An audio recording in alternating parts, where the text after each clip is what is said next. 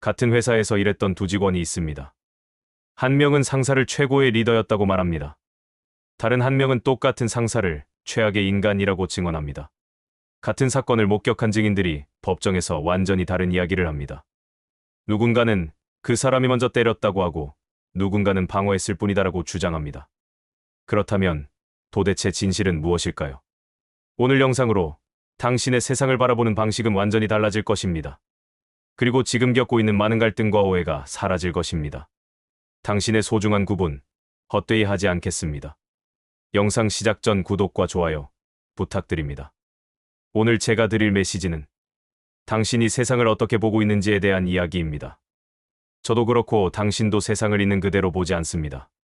당신은 당신이 보고 싶은 대로 당신의 목적에 맞게 당신의 경험을 통해 세상을 보고 있습니다. 그리고 그것이 당신에게는 현실입니다. 왜 당신은 같은 세상을 다른 사람과 다르게 본 걸까요? 철학자 마르틴 하이데거는 인간은 결코 객관적 관찰자로 세상에 존재하지 않는다. 인간은 언제나 세계 내 존재다. 즉, 해석 속에서 사는 존재다. 라고 말했습니다. 무슨 말일까요? 당신이 세상을 있는 그대로 보지 못하는 것은 언제나 내 입장과 내 생각을 통해 세상을 해석하며 살아가기 때문입니다. 그래서 같은 현실도 사람마다 다르게 보이는 겁니다. 당신은 지금 이 글을 읽고 있습니다. 하지만 당신은 그냥 읽는 게 아닙니다. 당신은 이 정보가 내게 유용한가? 이 사람 말이 믿을 만한가 같은 질문을 끊임없이 던지며 읽고 있습니다. 당신은 세상을 있는 그대로 받아들이는 게 아니라 당신의 목적과 맥락 안에서 의미를 부여하며 받아들입니다. 그렇다면 당신의 뇌는 어떻게 작동할까요?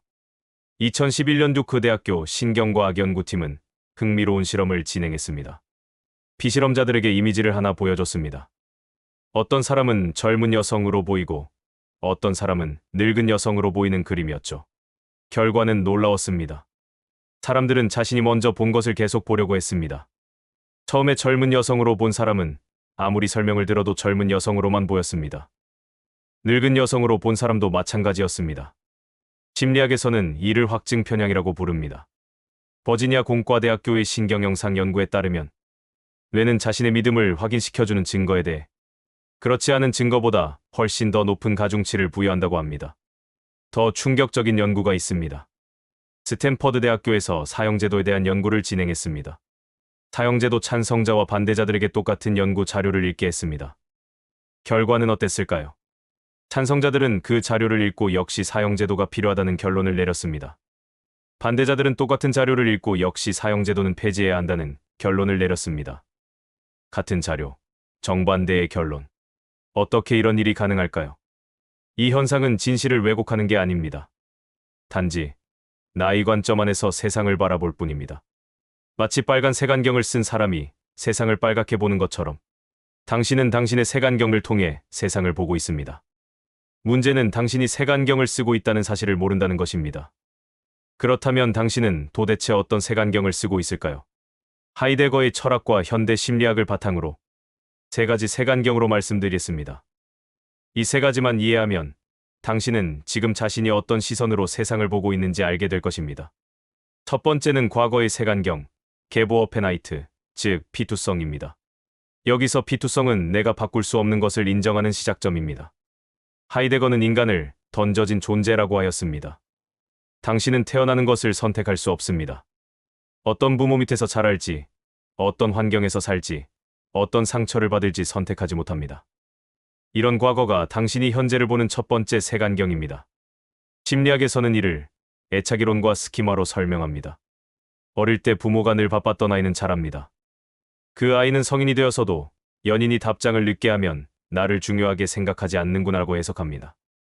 반대로 사랑을 충분히 받고 자란 사람은 같은 상황에서 바쁜가 보네. 나중에 연락하겠지 라고 생각합니다. 같은 상황, 다른 불안. 차이는 과거의 경험으로 인한 당신 과거의 색안경입니다. 두 번째는 목표의 색안경, 엔트부르프, 즉 기투입니다. 여기서 기투는 주어진 조건 속에서도 새로운 날을 던지는 힘입니다.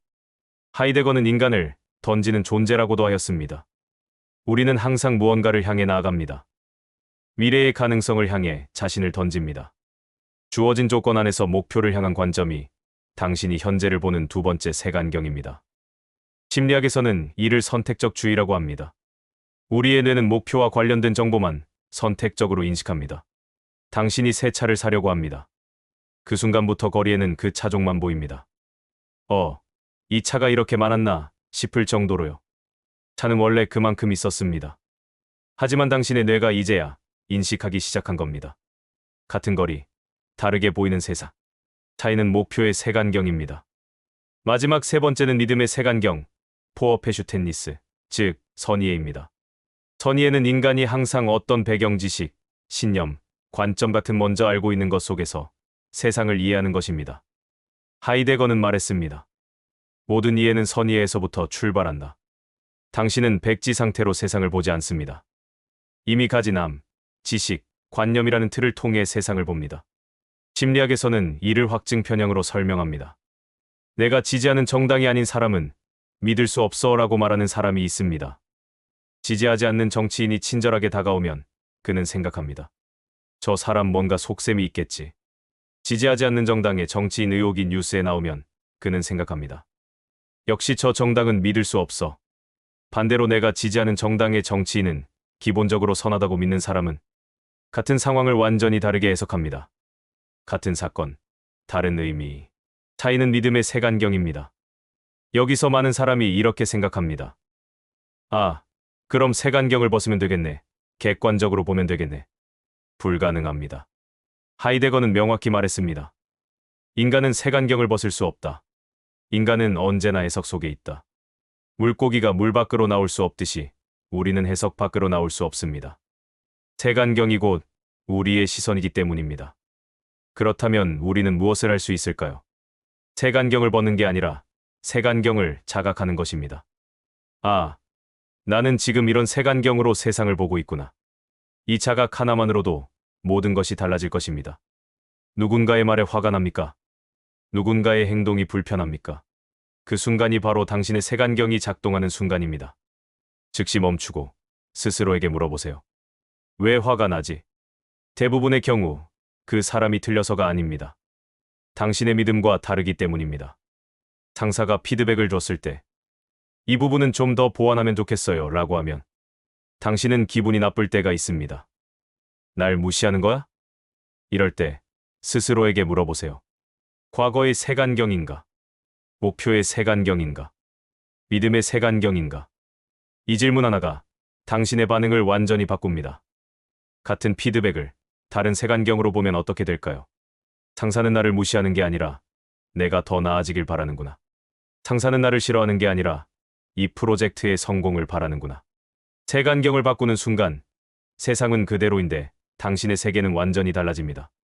진실을 본다는 건 세상에 숨겨진 사실을 발견하는 게 아닙니다. 내가 가진 색안경을 인식하는 일입니다. 하이데거는 말했습니다. 인간은 언제나 해석 속에서 세계를 경험한다.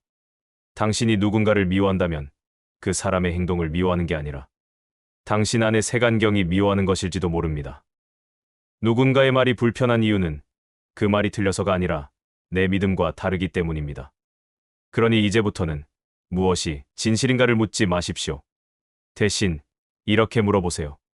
나는 지금 어떤 색안경으로 세상을 보고 있는가? 이 질문 하나가 당신의 모든 갈등을 풀어줄 겁니다. 이 질문 하나가 당신의 모든 관계를 바꿔놓을 겁니다. 지금 이 순간 세상은 바뀌지 않아도 당신의 세계는 완전히 달라집니다. 이 영상이 도움이 되셨다면 좋아요와 구독 부탁드립니다.